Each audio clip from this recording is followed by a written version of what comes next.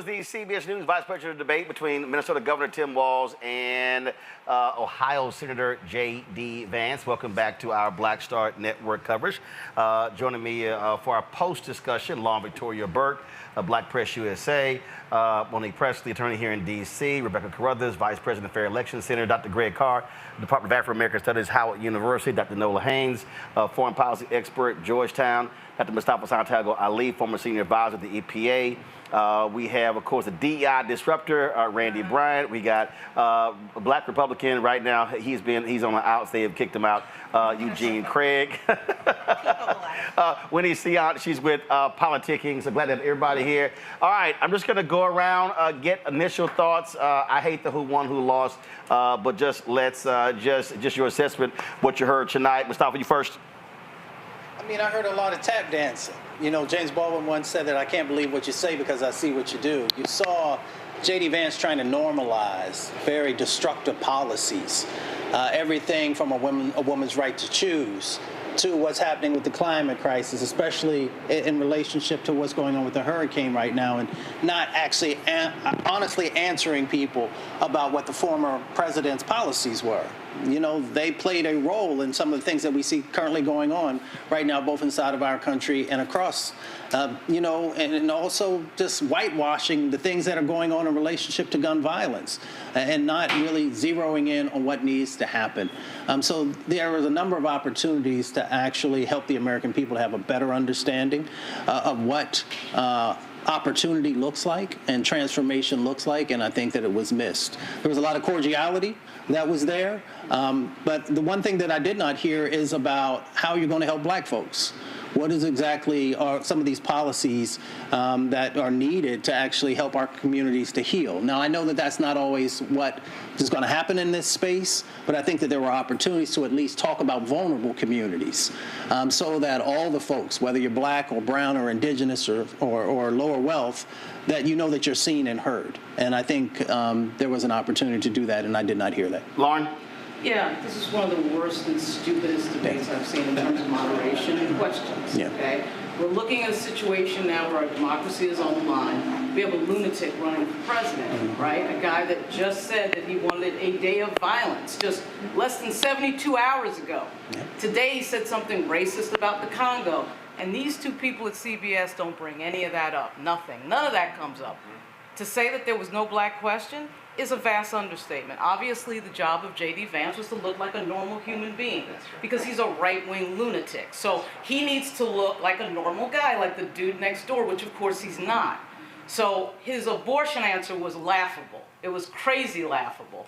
Of course, the constant attacks on the vice president because he wants that to play over and over again, which is why these people don't want any fact-checking. Because if you fact-check these people, it's game over. Their entire strategy is to lie and lie and lie on the air and amplify it, have millions of people see it, and just do that over and over again. And of course, you win in that environment. For CBS not to have fact-checking is an absolute disgrace and an embarrassment to journalism. It is not journalism. It's nonsense. You're amplifying a liar, and you're rewarding these liars when they come back again on your air again and again and again. Nola. Okay, so amen. You just preached the whole sermon just now. Honestly, first of all, J.D. Vance did not answer one question. Not one question. He is a slick oil salesman, and Tim Walz is not. Tim Walz is honest. He's earnest, and he was up against a very slippery character, and that's what I saw. It wasn't about, oh, J.D. Vance did better on the foreign policy questions or he's winning. That is not what I saw. I saw someone who did not answer one question, who made everything about the vice president, can I clarify, who is not the president. I mean, listen, if you want to manifest vice president to be POTUS, okay. I'm with that. If you want to manifest her being a president, she is not the president. And that man kept saying over and over and over, Harris policies, Harris. She is not the president. how the government works. Exactly. Like, It was insane. Right. It was insane. But it lands on certain people. It lands. They knew what they were doing in terms of talking to certain demographics, right? Because you can walk away saying, well, Harris didn't do this, Harris didn't do that. Well, no, she didn't, because she's not the president yet. So I saw someone who lied the entire time, and I saw Tim Walz, who took a minute to try and catch up to this man who he's not used to wheeling and dealing with. And once he got his rhythm, once he understood, what was going on, I think he wound up doing a great job, and I think he did a great close. But J.D. Vance is not normal. That man is extreme to the extremist end. I cannot punctuate that even further. And tonight, like what Lauren said about trying to normalize him, the way that they did that was by him not answering a question, by him giving these broad statements as if Donald Trump and J.D. Vance are normal Americans who just want to work for the American people. Lies. Eugene. So look, I think that we got a Midwestern debate tonight. Both of them play to their basis, or what they're chasing, the magical Midwestern-esque, the Pennsylvania-esque white voter. J.D. Vance played to the Trump strategy of, hey, if we could just get one more vote out of every one of these Pennsylvania counties or Iowa counties, we can win this election, and charging deep MAGA. Everything from, we're going to talk about Facebook censorship instead of real issues. Literally every cultural right-wing red meat issue, J.D. Vance made sure he gave it some level of airtime. Facts. Tim Walz decided, Tim Walz came across Tim Walz does as a Midwestern white guy, and they're playing up to that white male vote. And I think that's the reason why he wasn't swinging the way we probably needed him to swing. My question and concern is, how does the party that is anti-DEI and the candidate that despises DEI end up with a vice president on national TV with a full face beat and eyeliner? You said a beat, not a full face beat. Rebecca. So you're right, it was very Midwestern. It was tuna casserole versus mom spaghetti, right? Neither was what I wanted to. It wasn't no damn seasoning on that stage. Well, go ahead. But they weren't inviting me to dinner. I wasn't the guest tonight. I was the guest in the presidential debate that happened last month. But what's also interesting, I went to White People Twitter. It's a group on Reddit, and I was White People Twitter. Oh my God, it's that shit the is White funny. People Twitter on Reddit. And I was literally reading, like, what are the white people saying about this? This is clearly targeted towards you. It was themes of, oh, this is very polite. It's very civil.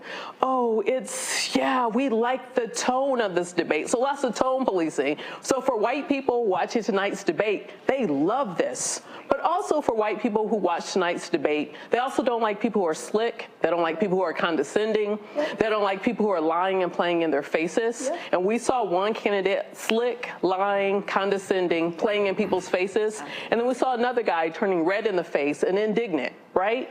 So, white people, the ball's in your court. What are you going to do? Randy.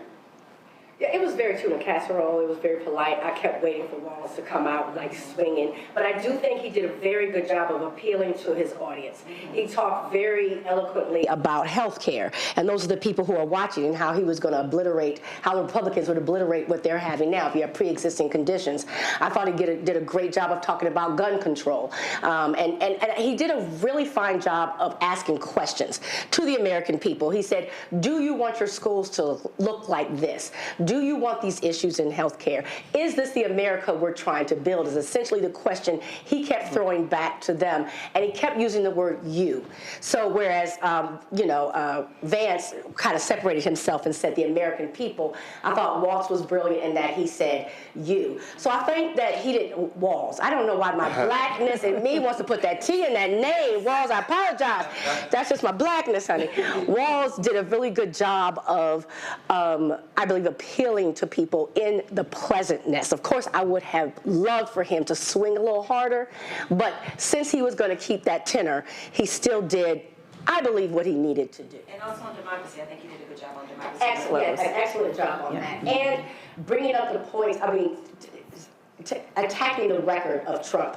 And that January 6th ending I thought was excellent, and saying Mike Pence isn't here, I thought was good. And then when he said we're not pro-abortion, we are pro-women, that was to me the best line of the night. We're pro-women, because that's who we're trying to get, those white women to change and say we are for you. So yeah, I was overall, if we were going to play nice, he sipped the tea appropriately. Great part. Yeah, man, I think we've all established it. Shout out to CBS for a brilliant example of sane washing, a full-bred nut. Oh yeah, I mean, one of my best students, he's now a professor over at American School of Law, Angie Porter's from Rochester, Minnesota, and she told me about Minnesota nice. I went out there and spoke at the Freedom Fund for them in Rochester, and I saw it up close. I saw it again tonight. I know he's not from Minnesota, but that shit right there was embarrassing. First of all, if I'm Kamala Harris tonight after saying, okay, you made it through, I'm saying, why you let that man call me a drug dealer for an hour and a half and not slap him around? So, I mean, you let that fool talk shit. It took 10 rounds of questions, and you shouted it rolling at the end. You went for debate. Finally, for him to punch him around that question of, you didn't say whether you would agree with the election. Of course, Junior Varsity Vance was talking to one man. He's talking to Donald Trump. And that's my man, it's no problem. All them Silicon Valley billionaires, his master, Peter Thiel and them, they just waiting. Y'all win the election, we'll trigger the 25th Amendment, and you're looking at the President of the United States if they get their way, as far as I'm concerned. And he did what needed to happen. Only other thing I would say is that the Project 2025 was good. He got that in. He talked a little bit about that. But that playbook, he could have said the N-word every answer. Immigrants, illegal aliens. Yes. I don't care about the law. He did exactly what you say, Eugene. He's talking to his base, and so now we just got to make sure they don't try to steal this election. You'll probably have Greg Palestone between now and the election. His new documentary is a hell of a thing now. They have heard so many voters. You covered that story. Three-quarters of a million voters in Georgia alone. They are setting this up, and so that was some bullshit. Wait. So they were calling this the Rust Belt rivalry. I thought it was the Rust Belt revisionist history. I mean, I didn't hear a lot of truths tonight, unfortunately, and as a Haitian American, quite frankly, I was disgusted with the sidestepping of the question about Haitian immigrants. I started hearing about fentanyl, things that had nothing to do with the xenophobia that have been mudslinging for weeks now, really putting real-life people in danger. And so I think we have to remember the person we're dealing with, as many of y'all have said, is not a normal person. This is someone that would put people's lives in danger and then deny it and say that there was a peaceful transition of power on January 6th. I mean, we heard a lot of things that were just frankly untrue. And I think as the American people, we have to hold those parties accountable.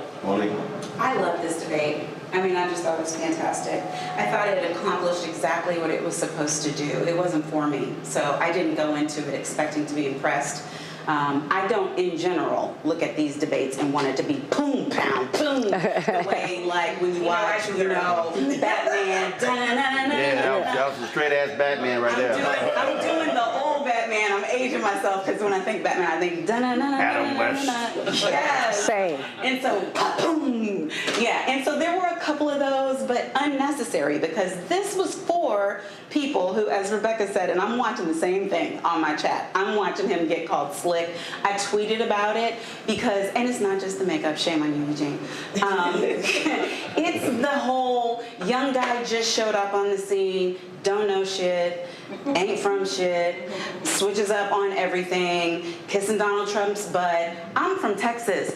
We don't like that. The black folks don't like that. The white folks don't like that. The brown folks don't like that. We universally don't like slick. Yeah. It's not what we do. Right. The voters who were watching tonight, who also watched the presidential debate, because they're going to look at the numbers and see that there's nobody who was extra interested tonight who didn't watch the first round. So we watched the varsity round, and the person who's leading the ticket did what she had to do. She punched way above class. Like, she went up there and knockout, knockout, knockout, knockout. And everybody's like, okay, she's in charge. Then here came the JV round, and they don't necessarily know a lot. Like, the foreign policy answers, universally horrible, right?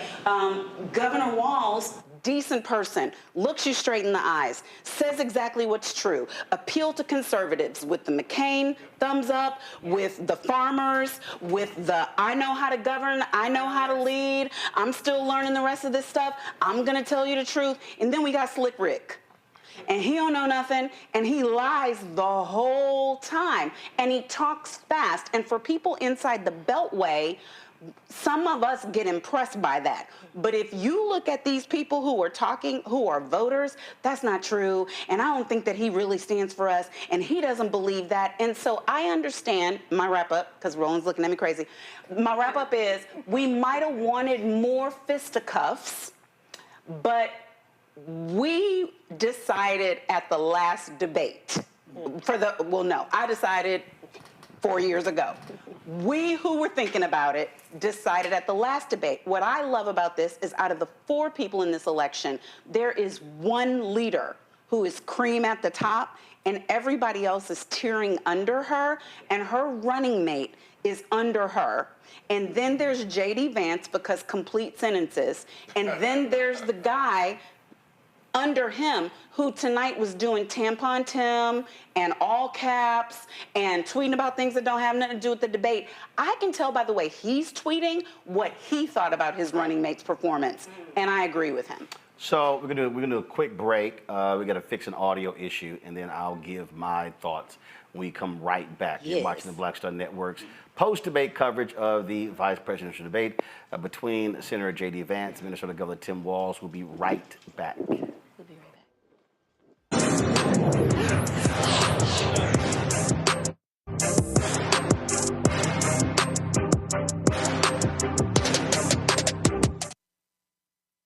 Told us who he was.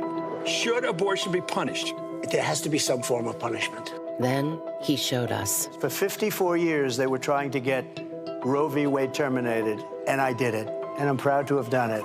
Now Donald Trump wants to go further with plans to restrict birth control, ban abortion nationwide, even monitor women's pregnancies. We know who Donald Trump is. He'll take control. We'll pay the price. I'm Kamala Harris, and I approve this message. Bob and I both voted for Donald Trump. I voted for him twice. I won't vote for him again. January 6th was a wake-up call for me. Donald Trump divides people. We've already seen what he has to bring. He didn't do anything to help us. Kamala Harris, she cares about the American people. I think she's got the wherewithal to make a difference. I've never voted for a Democrat. Yes, we're both lifelong Republicans. The choice is very simple. I'm voting for Kamala. I am voting for Kamala Harris. In 2016, Donald Trump said he would choose only the best people to work in his White House. Now those people have a warning for America. Trump is not fit to be president again. Here's his vice president. Anyone who puts themselves over the Constitution should never be president of the United States. It should come as no surprise that I will not be endorsing Donald Trump this year. His defense secretary. Do you think Trump can be trusted with the nation's secrets ever again? No. I mean, it's just irresponsible action that places our service members at risk, places our nation's security at risk. His national security advisor. Donald Trump will cause a lot of damage. The only thing he cares about is Donald Trump. And the nation's highest-ranking military officer. We don't take an oath to a king or a queen or to a tyrant or a dictator. And we don't take an oath to a wannabe dictator. Take it from the people who knew him best. Donald Trump is a danger to our troops and our democracy. We can't let him lead our country again. I'm Kamala Harris, and I approve this message.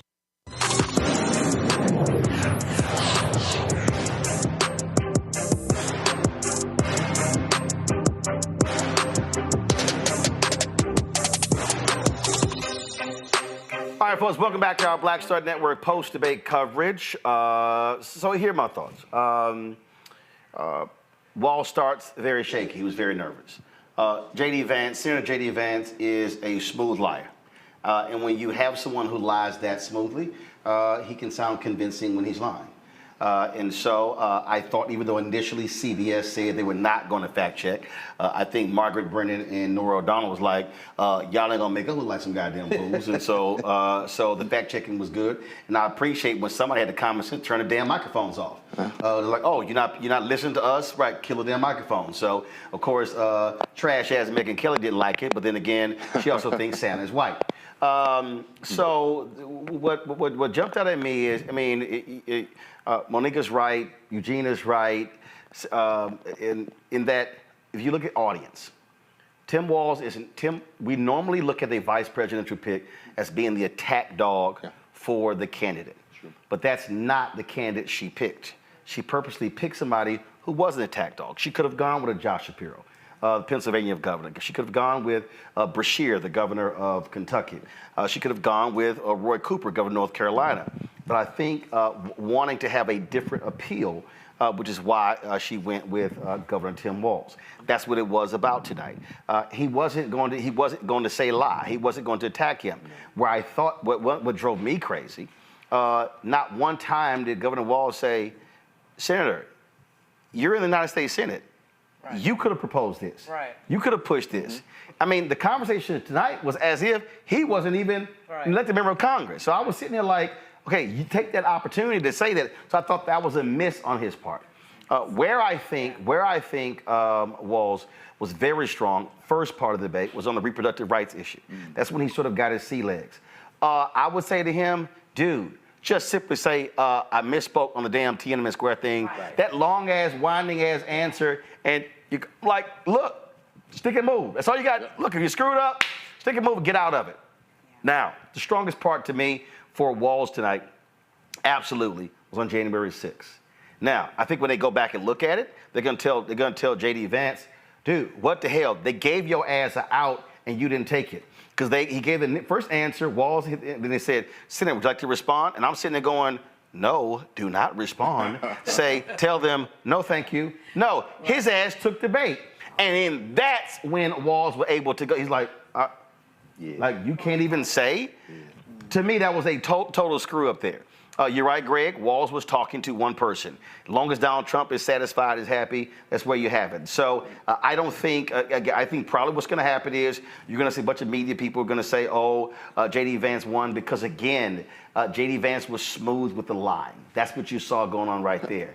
But again, Walz was not going to attack him because Walz's strategy tonight was not to focus on Vance. If you look at what Walz kept doing, he kept bringing it back to Trump. Yep. He wasn't going to make it about Vance. Kind of like, okay, yeah, we know you're crazy. Cat Lady, I think, came up one time tonight or something along those lines. So there were so many openings where he could have literally attacked Vance, but he chose not to. So I don't think, again, looking back, if I go back to 2012 when Obama sucked in the first debate, and then Biden needed to come out and just destroy Paul Ryan, which he did. I just think this is a whole different deal here. And so did Walz lose? No. Did Vance lose? No. They did exactly what they were supposed to do. And so now you move on to October 2nd between now and November 5th, and then what do these other two candidates do? I think that is simply where that's where we go from now. But I certainly do think, though, that for the Harris-Walz campaign, I do think for them, ramping up more of a media strategy over the next 35 days will be helpful to them, even if it's non-traditional outlets, because they're able to get their message out. The one thing that Vance has been very good at, he's done a lot more media than anyone else, and so they're constantly in the news cycle. There have been stretches where Walz has disappeared. Yeah. And so to me, they need to make sure that they're constantly, whatever's happening every single day, whether it's rallies, but whether it's also interviews, to me, that's going to be critical. What do y'all see moving forward? Anybody can jump in. Vance is in the media because he is so good at just repeating the same nonsense on immigration against the vice president over and over again. And one of the disappointments for me tonight was that Walz knows coming into this debate that he's going to say these things about immigration again and again, which he's been saying for a month. He's been saying when he's right, it was a total screw up on the Haitian immigrant deal. No. What he quoted was he said immigrants in Springfield, Ohio, they're here legally. And so again, to me, where the miss was, he didn't mention Haitian. And again, what I would have done was right to the moderator do it, but I would have mentioned these Haitian immigrants are. This is where he should have said, Senator, these Haitian immigrants, they're your constituents. No question. They're in your state. Yeah, exactly. They are Exactly. working hard. Go talk to the CEOs of the companies in your state and ask them how these workers are. And then that's what he could. That's what he could have said. And I'm sure the 400,000 Haitians in Florida really don't appreciate what you had to say about Haitian immigrants. But what you said about the Senate. That was a moment to bring in Florida, mention them 400,000, and then come back into this here. What you said about the Senate, though, Walz kind of whiffs on. He hit him a little bit, but then didn't come back and hit him again. There was a Senate deal by Republicans. So, Trump killed it. I actually thought he mentioned that, but I actually thought he was going to say, "You're a senator." Right. Why didn't you? I mean, I did thought that was going to happen. Exactly. Not just a senator in favor of the deal. Right. But Roland, there's a reason why governors usually don't make the presidential ticket. And tonight we saw why. He was a member of Congress. He was a member of Congress, but right now he's a governor. As many governors who want to lead this country, they don't know how the campaign is if they're going to lead this country. They want to stay in that pocket, and to be able to be versatile and to talk about the 400,000 Haitian Americans in Florida, knowing that U.S. Senate race right now is very close. Governors become presidents. But he actually did it. Rebecca, he actually did it. He actually went local. He actually went local in Ohio about 4 different times. 4 different times he was like, so for instance, the 2,000 jobs in whatever town he mentioned. He actually did it, but I just thought that, and I get it. He's not going to be in the dogfight, but I thought there were some moments there when he could have thrown at least a baby punch. See, Roland, what you're talking about is strength, and which I come from a perspective where I would have loved to see that. Monique, I know you said you like the folks. See, they did what they needed to do. But see, the American people, we're not the only audience tonight. Yeah. Right. We are living in a very, very dangerous world right now. She was watching. Putin was watching, Kim Jong-un was watching. There were a lot of other people watching tonight. And so you're watching the number 2, and you're watching how he's handling this debate over a known liar, over a known snake oil salesman. How are you going to handle him? How are you going to sit in the same rooms, with the Putin and the Xis? Yep. And here's the interesting thing. Tim Walz, as a governor, has stood up to these people. Yeah. He has put forth legislation in his state that said, no, Xi, you are wrong about human rights. No, Putin, you were wrong about Ukraine. I wanted to see that person tonight. Yes, VP Harris showed up, honey, and did everything that she needed to do. And I wanted to see a little bit more strength and a little bit more of that knockout power for all the things that were mentioned here. The points that should have been made about Haitians should have been stronger. There were at least 3 areas that should have been stronger. And by them opening with foreign policy, the fact that what we are not talking about is how the Trump administration pulled out of JCPOA, the Iran nuclear deal that destabilized the region. The fact that that is not the #1 thing we are talking about tonight irritates me. And of course it did. Of course that came up. It came up. Right, I got you. Talking about it. I got you. Americans are thoroughly ignorant when it comes to foreign policy. I understand. The things that you You're absolutely wanted, right. Dr. Nola, You're I absolutely think right. it's really great that they didn't happen. Like I understand the why that you would want to see that, and we know that he has that. But we are in such an unknown, unfortunately, territory with this woman leading this ticket that I think that her coming out as the strongest person on foreign policy, the most knowledgeable on foreign policy, the puncher, and I want to give him credit that it was strategic, but even if it wasn't, I'm gonna give him credit like it was strategic because he really was putting her name forward, and that's the VP job, right? The other guy, he seemed like he was confused about the job. Like every time he said Kamala Harris has been in and she could have been doing this all the time, I'm like, to me look like you have no idea what the job is, because Americans, I'm a quote Kendrick, hey Drake, they're not dumb. Americans know that the vice president does not make policy. Well, hold on. No. Right, there you go. No. Knowledgeable Americans know that. He wasn't talking to them. He was talking to them clueless ass people, Mustafa. The people who believe the lie the entire time. Right, and they want to continue to believe that. I think that we have to be careful of overcomplicating this, right? So all the people that I work with, What they know about the vice president is that if the president, for whatever reason, passes away, then this is the individual who then takes over. Yes. So the question becomes, tonight, when you saw these two individuals, who gave you the comfort to know that if something tragic happens, and we know we live in a very violent society, we've seen some of the things that have played out, who is it who could step up and lead? And, you know, folks are going to have to make the decision for themselves. Keep it real.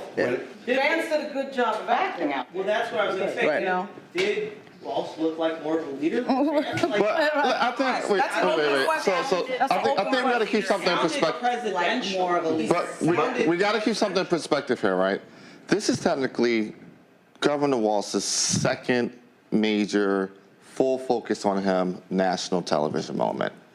And if I'm Team Harris, and I know that, hey, this debate is our fight for the white voter, I actually probably want him to less strength, remind them you're the guy that's going to be out there for Nebraska football or Ohio State football or Penn State football. If they branded him as this borderline average Joe personality, football coach, come kiss my baby. That you have an hour and a half of presenting him to the world. That if you have an hour, if you have Donald Trump was right. Well, I would say this. I will proffer you this. You will see Saul Trump at a Bama Georgia game. Yeah. But that combination of Ohio State, a Michigan State, a Penn State, that Pennsylvania voter, that Michigan, Kentucky voter, those are the voters that they're going for that are quote unquote their swing voters right now. What was the first question in this 10-round set of questions tonight? About the longshoreman strike. Yep. Understand that is going to have an outsized impact, like you said before, Roland. Yeah. And the fact that 200 missiles hit Israel today. This time tomorrow, we're not going to be talking about debate. We cannot say that we're not doing politics the same, but then say we need to do politics the same. Because baking the apple pie, to talk about the kind of casseroles we're baking and shucks, oh, geely, wow, golly, wow. Yeah. If we're not in a normal political time, then we're not in a normal political time. But I think that this was tone. It was, again, it was tone. That is, you pick a guy who supportive of the VP, folksy charm, down-home guy, I love guns, I got my dog, all this sort of stuff along those lines. So he did what he was supposed to do. Again, the problem, and again, I think we're all looking at it, you're absolutely right. From a debate standpoint, debates are television performances. Yes. So, right, and so the reality is J.D. Vance overall in terms of smooth talking, polished, how he answered the questions, people overlooked the fact that he was lying. And I think what's going to happen is, I think in the next 4 to 6 hours, and then definitely tomorrow, you're going to see tons of fact checks. You're going to see tons of breakdown on how much he lied, stuff along those lines. You're not necessarily going to have the same large audience, but the other piece is here. You also do no harm. Yep. And that's really where your goal here. Did Walz do no harm? He didn't do any harm. Right. Did Vance do no harm? He didn't do any harm. That's true. But I will go back to the two issues that came out that were Walz's strongest were the two issues that Democrats are focused on. Reproductive rights and January 6th.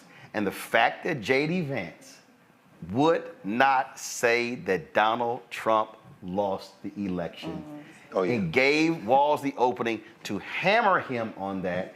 And then Walz, well, can't we just move on? I'm focused on the future.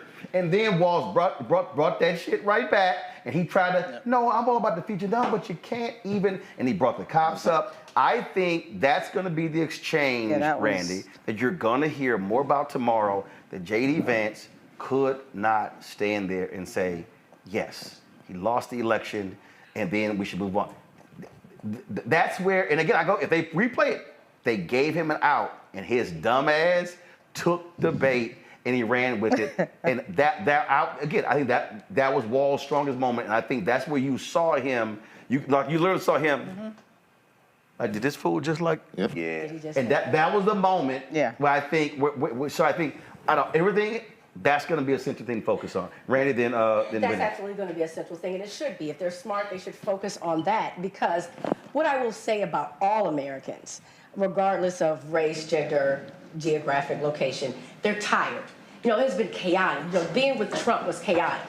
And that whole presidency. And then we were embarrassed. It was an international embarrassment to democracy, January 6th was. And so if he's not decrying it, if Vance won't say it was wrong, or we made a mistake, or he's right in it. So no one wants to relive that. We don't want to go through that again. And I think people, one way that the Republicans are, the tool they use is fear, white fear. Oh, no. And I think that they are scared of a lot of things, but they're also scared of that. They chaos and looking bad. They have this pride that they have. So I think they will focus on that in the next couple of days, and they should. They absolutely should. Outside of January 6th, I thought that Walz was extremely strong on the ACA. That was the closest he got by calling him a liar to his face. Right. Yes. He was very, very cognizant of the fact that he tried to actively repeal Obamacare or ACA, whatever you want to call it, continually. That was his entire mission of his presidency, was to try to uproot that entire policy. Fortunately for a lot of Americans, he failed. But that was his mission, and that's one of the things that he ran his whole campaign upon. So I think it's really important that Walz actually started to back him down a little bit against that. Again, we didn't see him go hard like we would have wanted to, but he did get the closest to getting hard at that particular point. You heard Walz bring up Amber Thurman, and then you heard J.D. Vance say, you know, Amber Thurman should be alive. Go to my iPad. Ben Crump is the attorney for the family of Amber Thurman. They released this statement here. Tonight, we commend Governor Tim Walz for telling Amber's story and for his unwavering commitment to defending women's reproductive rights. Amber's tragic death was a direct result of Georgia's archaic and dangerously restrictive abortion laws, which denied her the life-saving care she so desperately needed.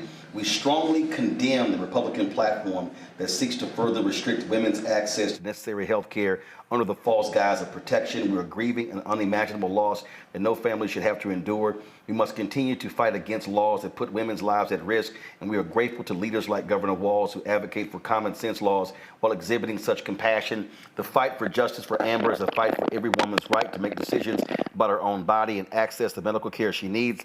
We will not stop until these dangerous laws are repealed and no more lives are lost. Until then, we must keep saying her name, Amber Thurman. Yeah, question about that in that vein, real quick, just for everybody, just very quickly.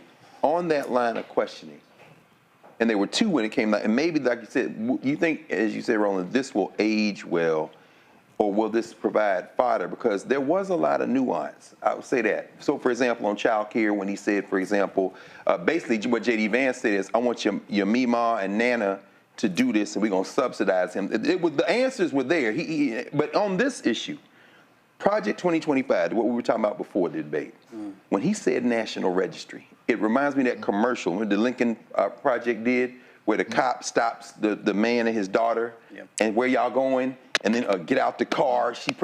That national, seriously, and when you read Project 2025, it's absolutely it. That national registry, it's exactly it. Freedom papers, no question. We're gonna stop y'all from crossing straight lines and put your ass in jail. So maybe, does this age better with time? And after this is over, as it gets dissected, there's a lot of commercials that can be made about that. Well, Vance did a good job when it came to abortion.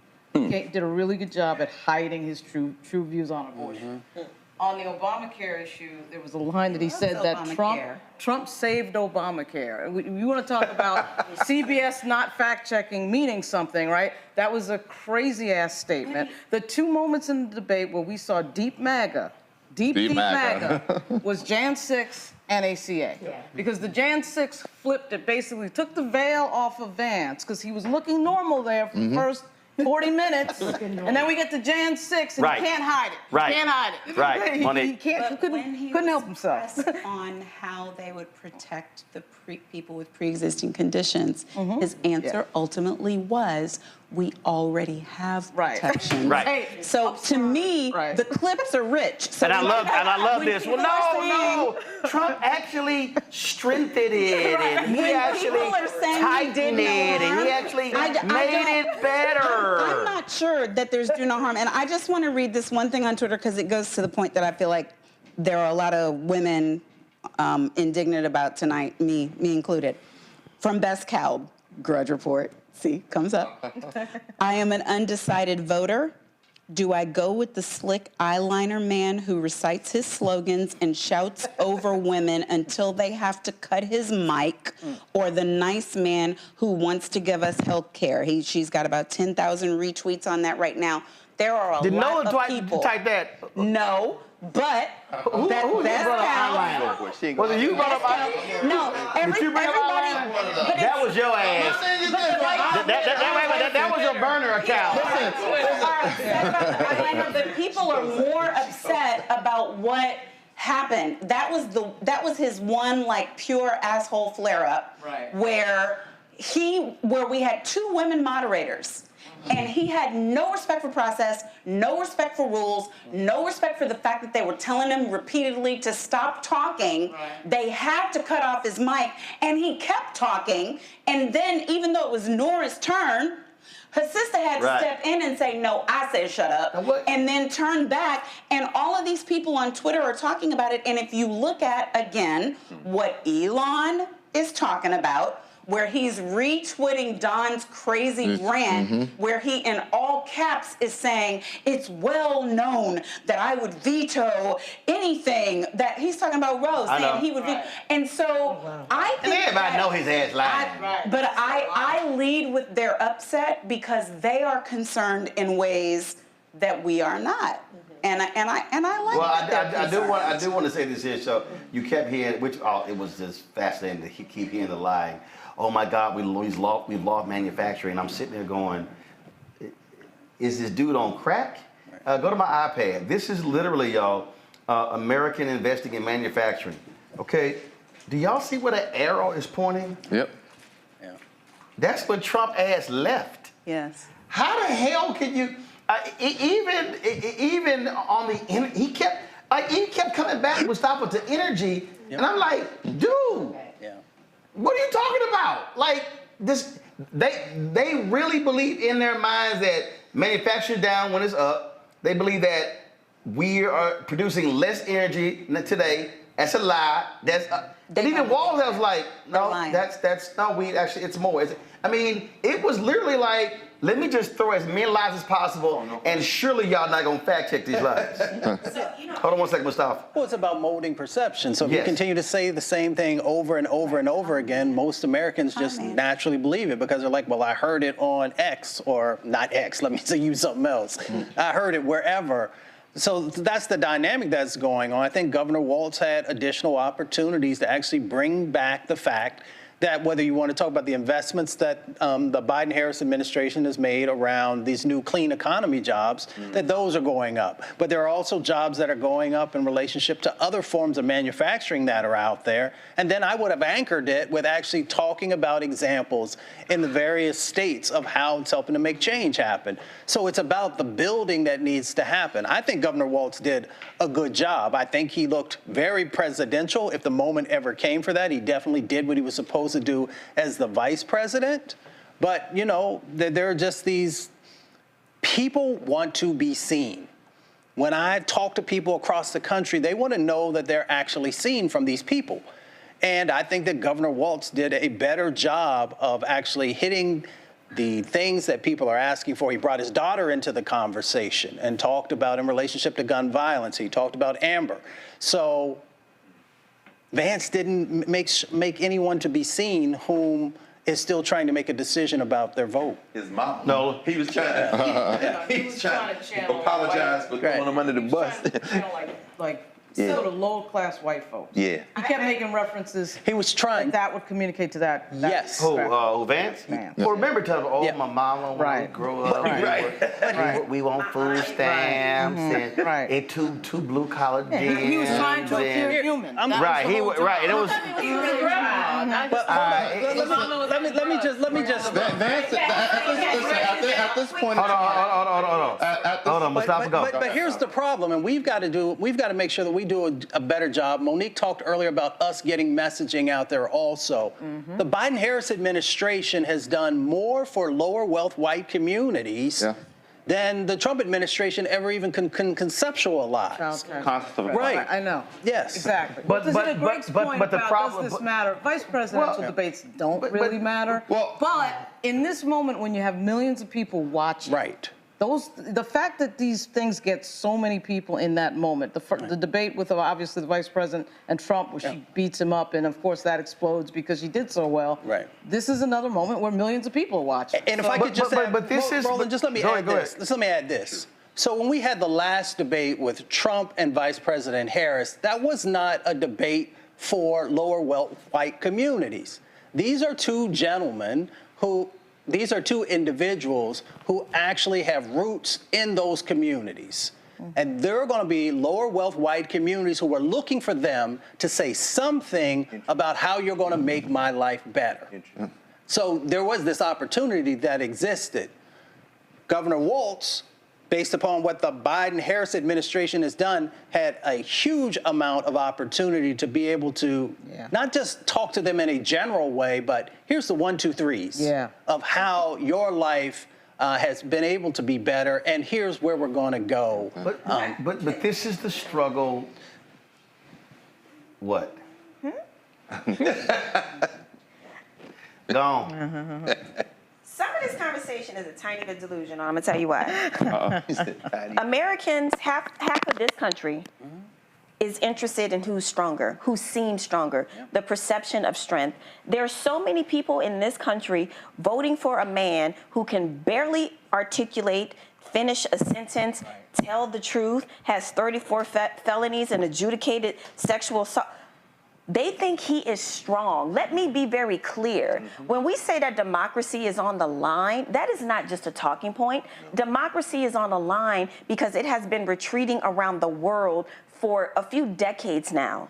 Okay? That is a point that I really need people to really understand. So I don't think there would have been one American who would not have been okay if Governor Walz, Coach Walz wouldn't have mollywopped Vance. They would have slept fine tonight, honey, if he would have completely mollywopped them. That's fine. If we want to talk about policy, I think policy is great. But a lot of people are voting for a felon because they think he is strong. That's the truth.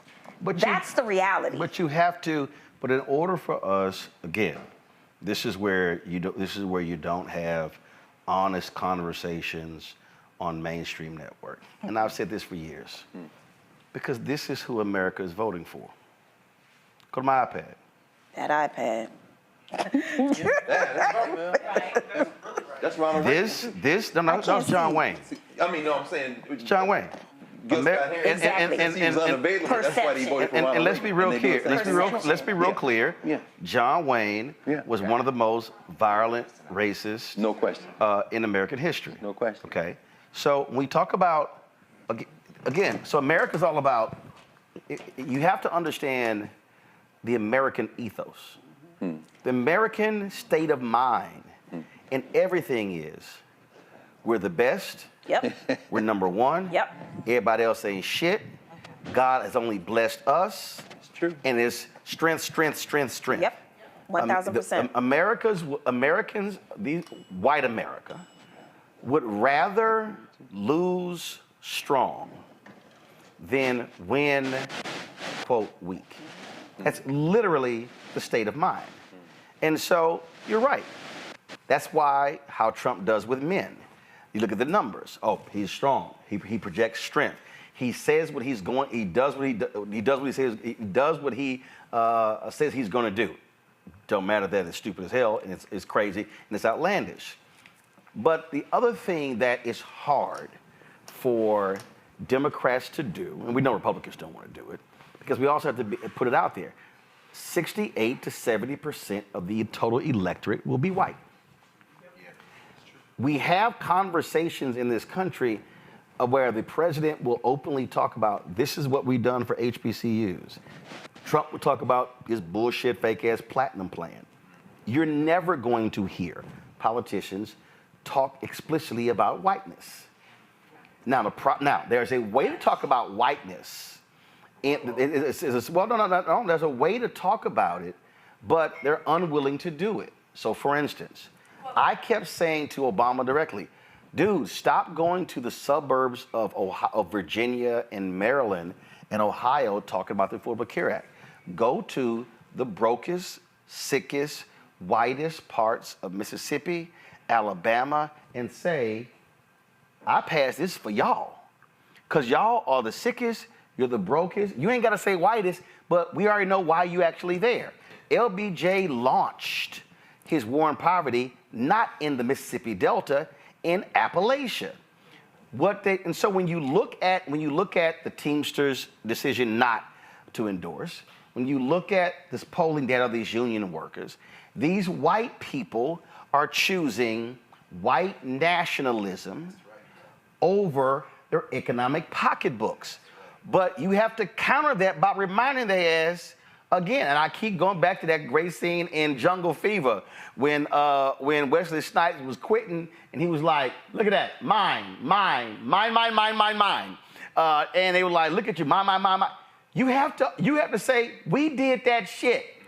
But I think sometimes they play so nice, they're unwilling to go that hard by saying, let me remind y'all, Obama wouldn't do it. Obama saved Elkhart, Indiana with his first stimulus deal. And they were all voting Republican. He should have went back and say, Elkhart, just let me remind y'all, without my bill, y'all ass is gone. At some point, you have to own your shit. And you gotta look white folks in the eye and say, we made this possible for y'all. Because then they want to vote for you?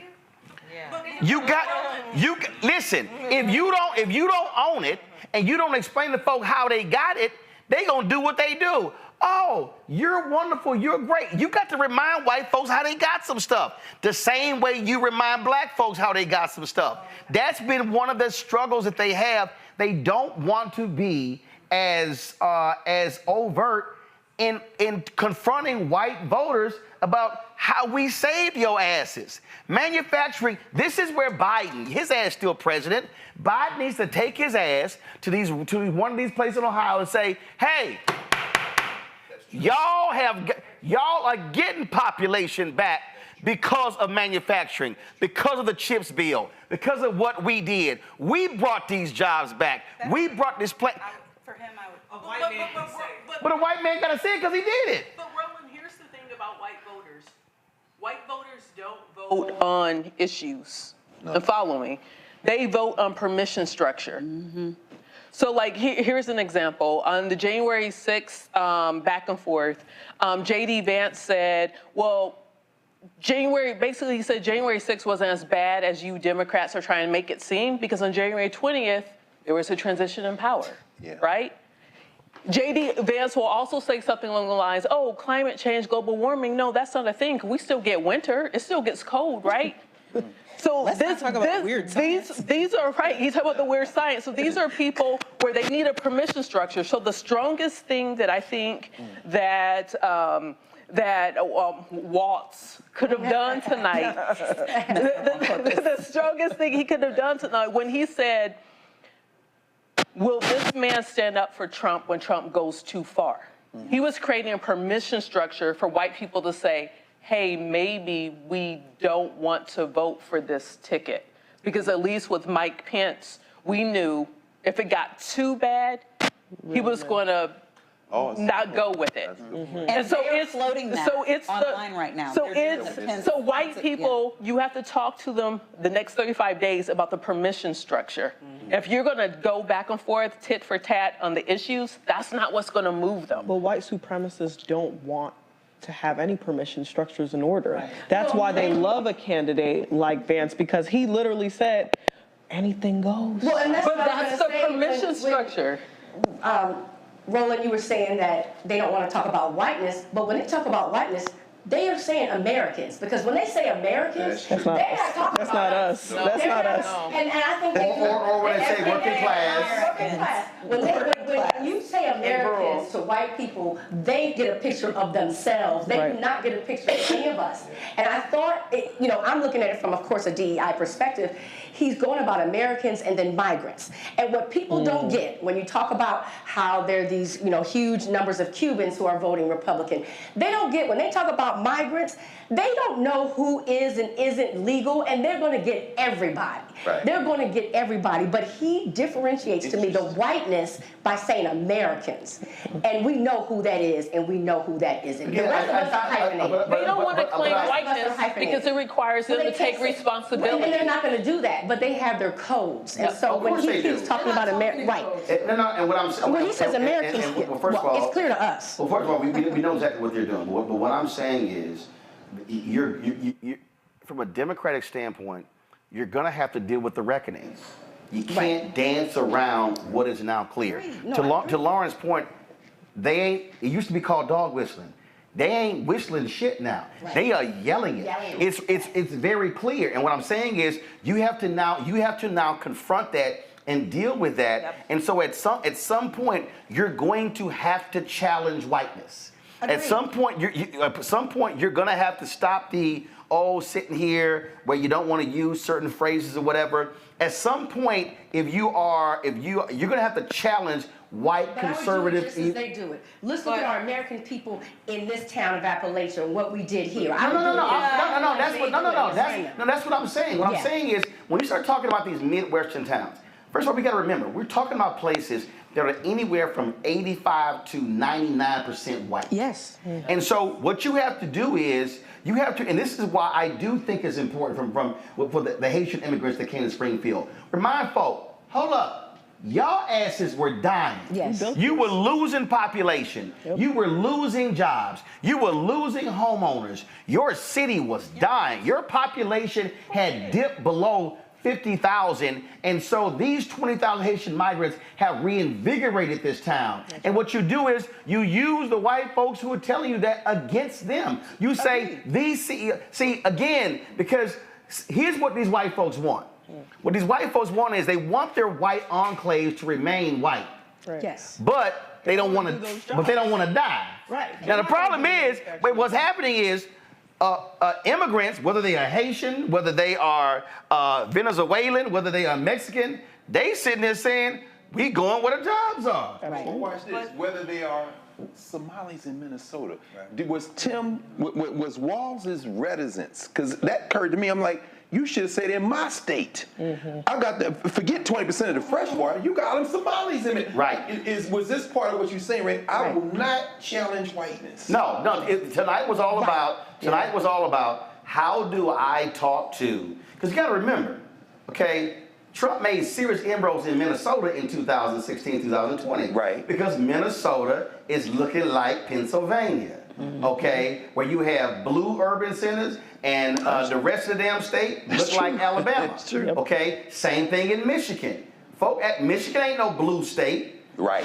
Michigan got blue cities that dominate the state. That's right. But the rest of that state look like Alabama. And so what you're dealing with is, tonight was all about, I need to talk to, in my own way, the white folks in Pennsylvania, not Pittsburgh and Philadelphia, the white folks in Georgia, not Atlanta, not South Fulton, I ain't talking to them. Let me talk to Wisconsin, except Milwaukee. Let me talk to Michigan. I ain't talking about Detroit, Lansing, and Flint. That's who I'm talking to, and that's what it was. But the only way, because again, we look at the data, where Vice President Kamala Harris is with white voters, because my biggest concern about Biden not running was, could she hold his white coalition? I just think that Democrats are going to have a reckoning with whiteness. And they can try to dance and be cute with it. Nuance on policy is not going to get it. Most people can hold about 2 to 3 talking points in their head at any given time. Maybe it's what I do and where I sit, and I see the world very differently. I submit to that. As a national security professional, let me tell you something. My worldview changed drastically from being an academic to when I switched to being a policy practitioner in national security. My worldview completely changed. And the reality of that worldview is that people tend to think and hold 2 to 3 talking points in their head, and they believe those things. It's almost like a theology. It's almost like a religion. That's what you have to attack. That's what you have to go after. It's a reason why a lot of people who weren't looking at Vice President Harris one way, but after the debate, they were like, oh, okay, because she dog-walked Trump. Period. She dog-walked him. But my point is, Monique, Walz had to put Vance to bed. He had to put those lies to bed. He had to bury the slickness. He had to go after the 2 to 3 talking points that people have burrowed in their heads that aren't true. That's what I'm saying. And I think he has. In that he did that. Like, what we think would bury it, and some of it for us is performative, some of it is preference, in terms of the way that people watch debates. I've been watching and teaching debate a lifetime, and when you look at juries, not my cousins on the bayou, the reason why I always say, I mean, and they don't matter for this at all. You know what I'm saying? Like, that's not who this is for. But it should be. But when we're looking at undecided voters, I'm looking at 3 different polls coming in now where 5 out of 6 or 6 out of 6 say Tim Walz won the debate, where they say slickness doesn't win, where they're saying that his lies were too big, so much so that they were unconvincing. Where they're on saying CNN, an January undecided 6th. Michigan voter on CNN says he chose to vote for Kamala Harris tonight after J.D. Vance's damning answer on January 6th stuck with him. I don't think I can trust someone with my vote if they're not going to respect it. Go ahead. I still stand by my NBC News just polled their focus group of 6 undecided voters in Pennsylvania who won the debate. 5 of 6 said Tim Walz won. So the people who needed issues, I agree with you, it's not the same amount of people, but the women issues kind of led the day on that. But the people who, as I said at the beginning, are like, I don't trust him. It is coming across for them because the lead of the ticket did her job, but what he did, at least from the way that things are coming in now, and then even on the reporting side of things, what they're saying, and Kamala HQ is repeating some of it, where he refused to answer about the legitimacy of the election. That was a big deal for a lot of people. But here's the other deal. Here's a CBS News stat poll. Go to my iPad. This is why Vance 42, Walz 41, tied 17%. At the end of the day, fantastic. At the end of the day, you're voting for top of the ticket. So, like I say, with everything that happened, did Vance wound? No. The Walz wound? No. Were the moments there? Absolutely yes. Were they speaking to the base? Yes. It still comes down to the next 35 days. It's Trump and Kamala Harris. That's what it comes down to. So I'm going to shift this conversation right now, and that is in these final 15 minutes. What next? What happens next? I think somebody spoke about it earlier. It has to be that high level of visibility. Vice President Harris was large. So is you then, Roland. But we know that we know that VP Harris. If it was you, I would have said it was no. Yeah, it was VP Harris was missing for the first third of her announcement. Then we have Vance that's on TV every single day. I don't think the Democratic Party is doing enough right now. If they want visibility amongst young people, they have to do more. I'm interested to see how this HBCU tour is going to go, but we're going to need more. There's going to need more to put them over the line. Right now, I'm not confident enough that they're getting the visibility, and we know that the Trump campaign is going to come out viciously swinging. They're excellent at putting out salacious rhetoric. They're excellent at making people feel extremely fearful and xenophobic. And so we're going to have to figure out ways to combat that at a high level. And right now, I'm not confident that we're doing so. A big issue, the hurricane has greatly impacted North Carolina and Georgia. And so that's going to be a lot different when it comes to campaigning. And so a lot of the focus is really going to be, frankly, on Pennsylvania, Michigan, and Wisconsin, really locking those down. I just think with roads still having an issue, the last thing people are going to be caring about is the election as they're trying to sit here and get themselves together, again, especially in the western part. But if you look at the eastern part of North Carolina, frankly, if they're not as impacted by this, you got to go campaign there. Mustafa, what do you see over the next 35 days? I think you have to continue to make sure people understand the story about the jobs that you've created.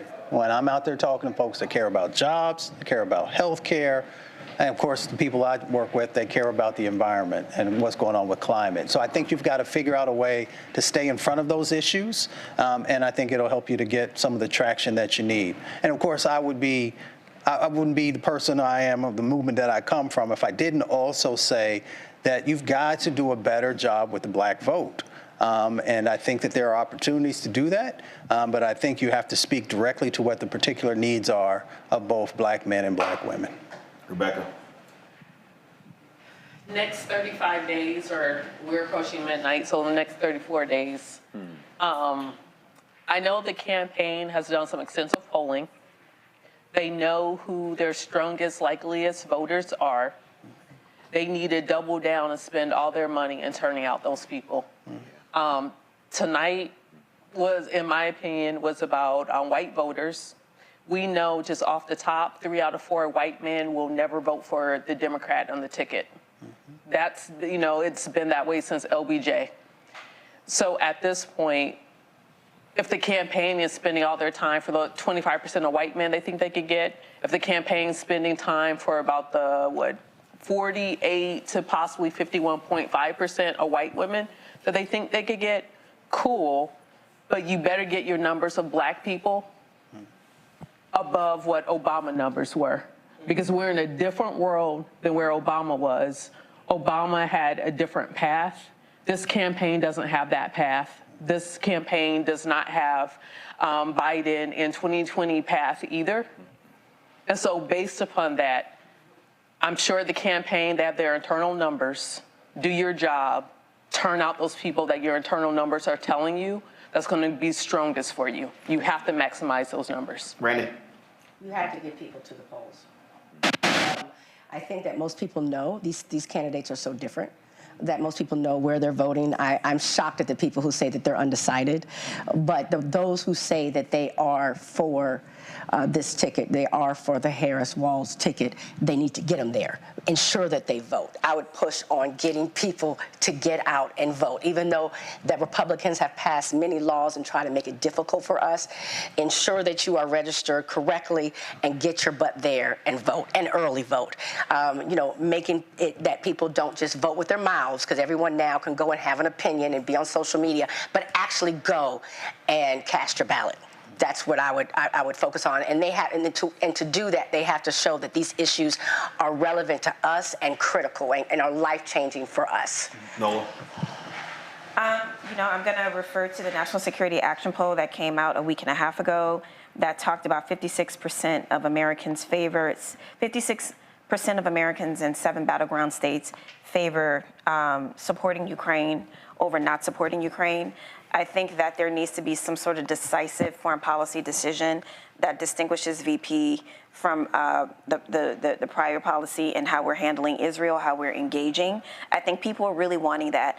Is it going to be the same policy? Is it going to be a different policy? What is it going to be? But how, and also, but how does she do that as sitting vice president when he's still the president? You can't have 2 presidents at one time. How does she do it? I agree with you. What I'm saying is you can still talk about what your future vision is as vice president, and that's all that a lot of people are asking for. But how can you talk about your future vision as vice president if what you are going to do is going to be different from him? The moment you do that, all hell's going to break loose. I hear what you're saying. I'm saying what people are asking for. No. I know what they're asking for. What they're asking for is irrelevant. I mean, it can't happen. I mean, the box that she's in, she's not a United States senator. She's not a governor. If that was the case, what they're saying makes sense. But because she is the sitting vice president, I don't disagree with you. Well, but again, but do those folks understand that? No, they don't. Okay, well, if they don't understand that, I mean, I don't know what the hell. She literally can't. And look, it's a bunch of black activists and others saying the same thing. The fact of the matter is, you only got one president at one time. Right. She signaled before. If there needs to be a policy change about Israel, we'll do it. And then that got kiboshed really quickly. My point is, and regarding Ukraine, there needs to be some sort of diplomatic win. There needs to be something that American people can say, okay, I understand why we're there in Ukraine. A lot of Americans are asking, why are we doing this? Why are we still doing this? Because the messaging is resonating. What benefit are Americans getting from us being in Ukraine? And they're pointing to things like inflation. They're pointing to things like high gas prices. Not that they have that they're directly connected, but these messages, what I'm saying, are landing with the American people. So while I agree with you, she can't necessarily say this is what my foreign policy is going to be on Israel. It's going to diverge from POTUS. There has to be some sort of signals regarding foreign policy and national security that that makes Americans who are on the fence feel better about what the future will be. Unfortunately, we talked about it earlier. A lot of Americans ain't smart. And the fact of the matter is, for all these people who are complaining about the amount of money we're spending on Ukraine, the money ain't going to Ukraine when 75% are going to American military contractors. Right. What they also don't understand is if Russia takes control of Ukraine, We're talking about winning the election, right? I'm simply saying. No. What I'm saying is, for the people out there, and some of them could be watching and listening, they don't understand that because of NATO, we have to defend NATO countries. It's actually saving us American lives and money supporting Ukraine the way we are versus sending being involved in a military conflict. About that for 2 years. No, I got you. I'm just saying. I'm saying. Unfortunately, needs to be some sort of, even if it's a perceived win. What's next? There needs to be some sort of foreign policy W. Here's the whole deal. That's all I'm saying. So the mission accomplished banner? Ain't not that. First of all, let's not about to lie. Let's be real clear. Israel's attack against Hezbollah, them going into Lebanon, and it was happening now in Iran. There's not going to be a foreign policy within the next 35 days. If you're preaching to the choir, honey. No. I'm not speaking and talking to you. I'm talking to people who are watching. Okay. And what I'm trying to explain, there ain't gonna be no foreign policy win. And here's the deal. And I don't think there are a lot of people who are going to be voting on foreign policy. But that's not what the polls are showing. Let me tell you something. People care about what's happening in Ukraine. And the number 3 thing that they care about is democracy. And democracy's wrapped up in all of this. I got that. But the number one thing that they also are going to be talking about is the economy. And to Mustafa's point, what you have to do is explain to people what you did, how you saved it, how we remind people. And this is where, again, what Trump and Vance are doing, Eugene, they're trying to get everybody to go back to 17, 18, 19. Nope. You got to bring everybody back to 20, 21, 22 and say, y'all remember what your life was like? Do you remember when you were scared to death to go to a grocery store? You were scared to die because of COVID? You were scared. Listen, I get a lot of times we talk about how to be rosy, how to be positive. People also respond to fear. They respond to politics, and that's just a reality. The reason you see more negative as the positive acts, people respond to fear more than positivity when it comes to political and voting. But back to the Ukraine and foreign policy, you can't tie that to the economy. Inflation's coming down. If Russia takes over Ukraine, inflation skyrockets. Ukraine is number 3 grain producer in the world. I think number 7 ore producer in the world, and one of the top lithium producers in the world. You know what that translates to? That translates to more expensive iPhones and electronic products. That translates to more expensive energy. That translates to more expensive food, more expensive bread, more expensive wheat. So yeah, if you like what we dealt with inflation the last couple of years post-Trump, let Putin take over Ukraine, and yeah, you can spend more of your hard-earned American dollars than you would ever in war. Europe will be hit hardest. Yeah. Great. Randy, I agree with you, and we have to get this vote out. Get out the vote. I would encourage everybody, if you missed the first hour of this conversation, y'all walking through all of the internal politics, go back and look at that, because these resources have to be put into now. I've been saying to people, I'm saying to my students in particular, let's work as hard as we can to render November the 5th irrelevant. Bank the shit out of the vote. In other words, so that by the time the 5th comes, these hillbillies show up, try to stop you from voting. And where's everybody? Oh man, I voted 2 weeks ago. And if the campaign, I remember when Obama, was it 08 maybe, having the big rallies, and then let's go vote right now. I mean, that kind of thing. With the kind of energy that's being generated by this campaign, you fill up a stadium full of people in Carolina, okay, we're leaving. They're going to tell you what to do between now and tomorrow, but it's 2 p.m. I think, what time the polls close? 5? Okay, let's see how many we can go over. In other words, do that. The foreign policy thing, you're right. I mean, it's not going to be a policy change. We know that, and you know better than any of us. you know, the biggest non-American voter who is trying to influence this election is the murderer, the mass murderer sitting in Tel Aviv, Bibi Netanyahu. And this is by no means accidental. On foreign policy, Democrats and Republicans pretty much the same, right? Israel is the 51st state. That is the American presence in the region. They're both going to back them. They just sent troops. Lloyd Austin run them on TV. They sent troops into the area. I don't care whether it's Yemen. I don't care whether it's Lebanon. I mean, Bibi has got a ground force invasion. Iran and throwing some missiles over there. And before you know it, our troops, I say our troops, the troops in the country that I came out of my mother's womb in, because I don't claim none of that shit, might be on the ground, and everything could change. That's why banking this vote is going to be so important. Finally, you know, today's the 1st of October, in addition to Jimmy Carter's 100th birthday, who said this was going to be a problem in the Middle East. Ta-Nehisi Coates' new book just came out, The Message. And of course, Ta-Nehisi writes about Palestine, but he's linking it to us.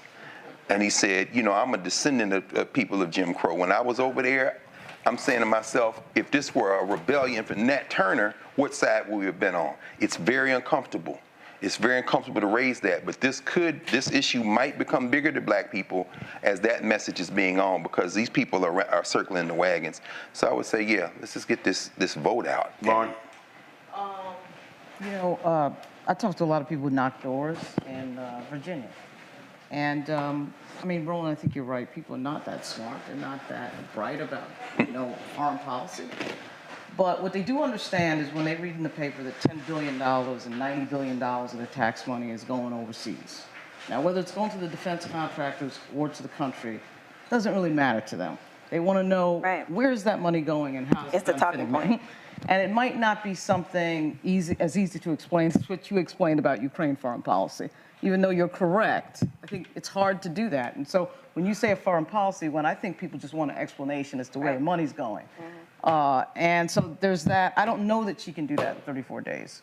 Even though we have an outgoing lame duck president, I just don't know that she can do that. The other thing is, I think the Democrats have to get real serious. I think they are very serious about rapid response and October surprises.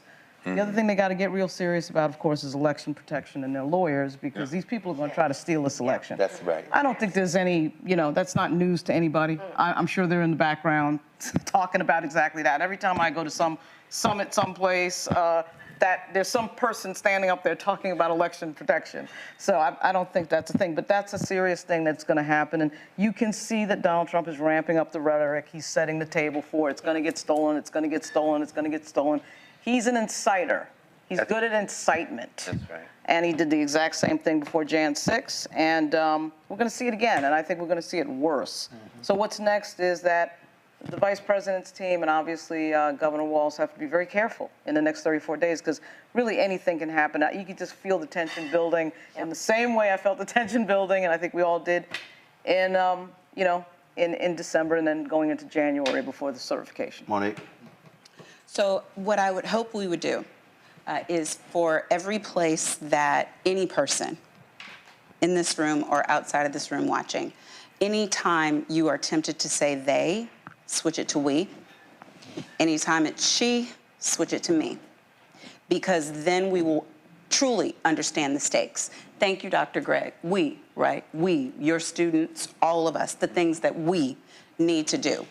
We are too close to the end of this for any of this to be objective, for any of it to be about the way that they should do things while we sit back and pontificate. It's over. If there are doors to be knocked, knock them. If it's phone banking, let's all take a turn. If it's giving, some of us are blessed with more. Please write your checks and do it to all the PACs. I'm so sick of those PACs. I got to do the Howard PAC, I got to do the Women PAC. I'm like, if they send me one more email, I swear before God, I just got me a little bit of money and got these debts paid. I'm trying to pay my debts, right. Jesus. But you give, right? You do that. See, don't do that. One of the benefactors of my business enterprises.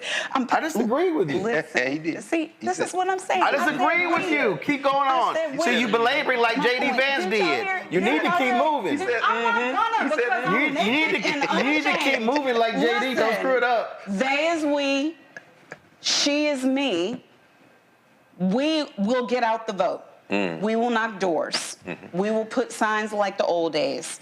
If we have campaign connections, we'll use them to help with messaging. We will use our platforms in order to spread the word. We will go to our strengths. So if it's foreign policy or if it's legal, you're right, there's an attack coming. The campaign, I would like you to know, has spent millions already preparing for the legal battles. But if you have a JD in any place in this here country, take your re-up class for legal monitoring, get your orange shirt, and get on the damn battlefield. Not on the one day of election.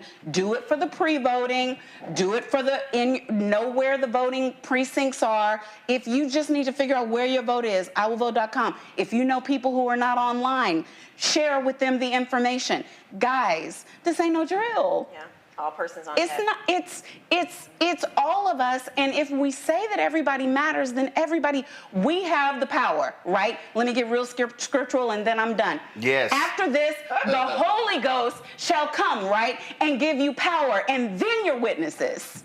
You get power, and then you're witnesses. Why are you laughing, Rebecca? So what I am saying. You okay, Rebecca? You okay, Rebecca? That's the saying about Israel. Because this is for black folks, right? So the black folks understand what it means to evangelize.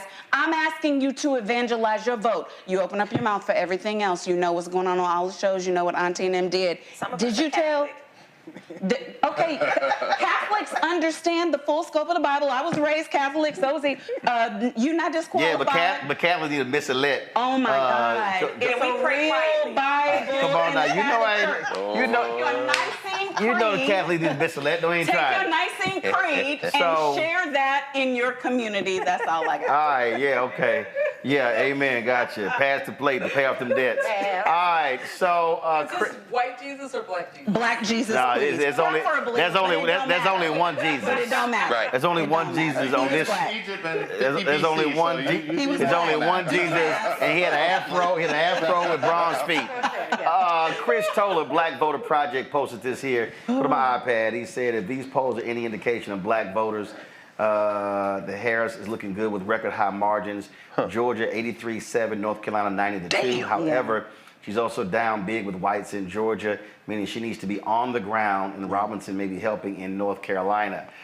He posted that. He also talked about, again, in terms of when you look at the election. So when you look at the next 35 days, it's coming down to really, just going back to that blue wall, Michigan, Wisconsin, Pennsylvania.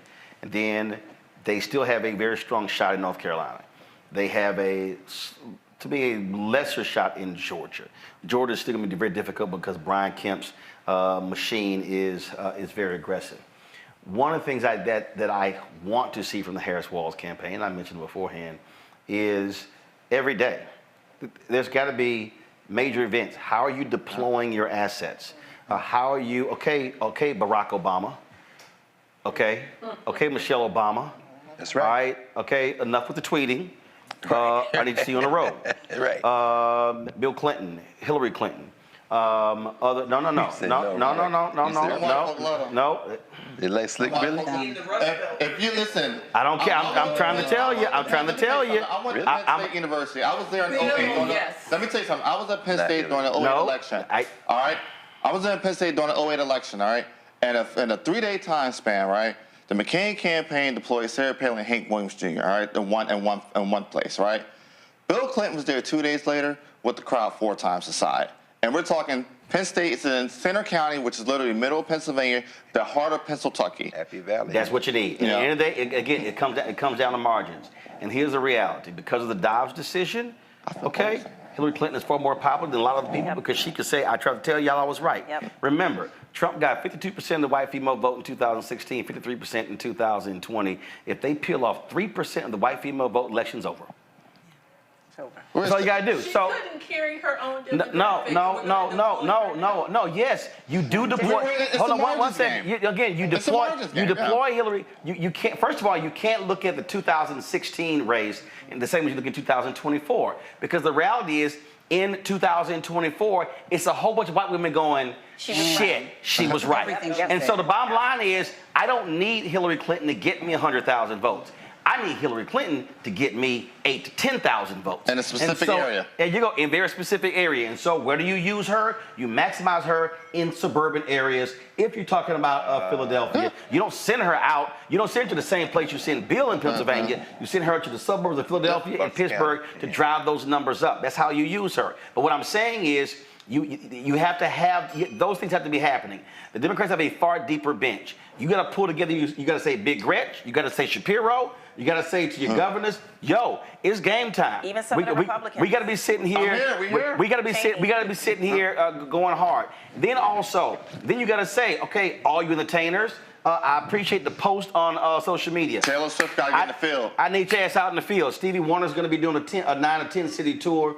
Stevie Wonder's going to be doing a tour, and to the point where normally the average ticket price for his concerts are $300 to $500. The highest ticket price is going to be $125. What? Yeah, next week. And so he's doing that in nine different cities, and then going to Midwestern states. If you're the Harris Walz campaign, what is your major massive ground game in Milwaukee? 50,000 fewer people voted in 2022 from 2020. If they vote, then Mandela Barnes, the United States Senator. And so you got to be driving on the ground. And what you got to be, and so I know how all these different PACs work or whatever the hell. This is where Jamie Harrison, and this is where all these other major Dems, and yes, where the fuck are you, George Clooney? Where are you, Nancy Pelosi? Where are you folks who are calling for an open convention? This is where all y'all should say to all these PACs, you're sitting your asses on $400 million, deploy that shit on the ground. They should be flooding people, massive door knocking every single weekend between now and Election Day in Wisconsin, in Pennsylvania, in Georgia, in North Carolina, in Michigan, because it's all about turnout. If you drive up the margins, it's game over. Obama won with 39% of the white vote because he over-indexed among African Americans. Go to North Carolina and remind black folks there, y'all did it before, y'all can do it again. But you got to go to those places. You got to go to Princeville. You got to go to Elizabeth City. You got to be able to go to those places. Don't just go to North Carolina A&T. You got to go to the eastern portion of the state as well, the Black Belt in North Carolina. And so the election is there. And you got to say to folks on your side, white folk are going to turn out. The Confederate flag waving, Trump loving people are going to turn out.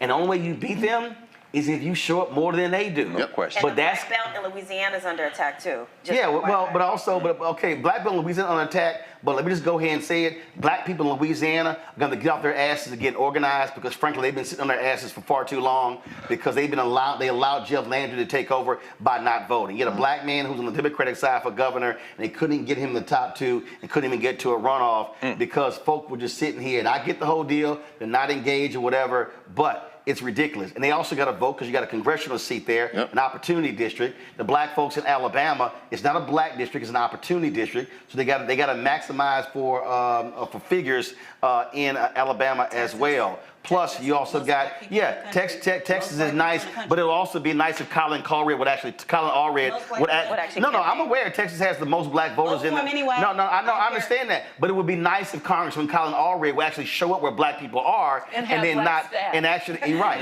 okay? And also, Monique. No, Monique. No, wait a damn minute. Don't let me pull some receipts out. We're not Fox. No, I know we're not Fox, but you know who I am? A black man who's texted his ass since March 5th on 6 different occasions, and he can't even respond. But how does that help? It helps if your ass want to be the next. If you want to be the next, easy, because you know what? It's a lot more black people know me than know Colin Allred. Then can you tell him not to vote for Ted Cruz instead of pissing him off at Colin Allred? Colin Allred. Can we change the conversation? I'm not changing the conversation. What I'm saying is, if you're gonna be a goddamn black candidate, fucking talk to black people. I agree. That's what I'm saying. And what I'm saying is, you can't sit here and try to be United States Senator in Texas. I know what the hell the polls show. But guess what? Being up a point in Texas don't mean shit when it comes to voting. Do I want to win? I want to win, but you got to win by talking to black people too. Let's talk about DNC putting money everywhere. First time ever. We haven't talked about that yet. I think that's great. don't about get that DNC he putting needs money to win everywhere, by all us over the putting country. him That's the down. first time ever.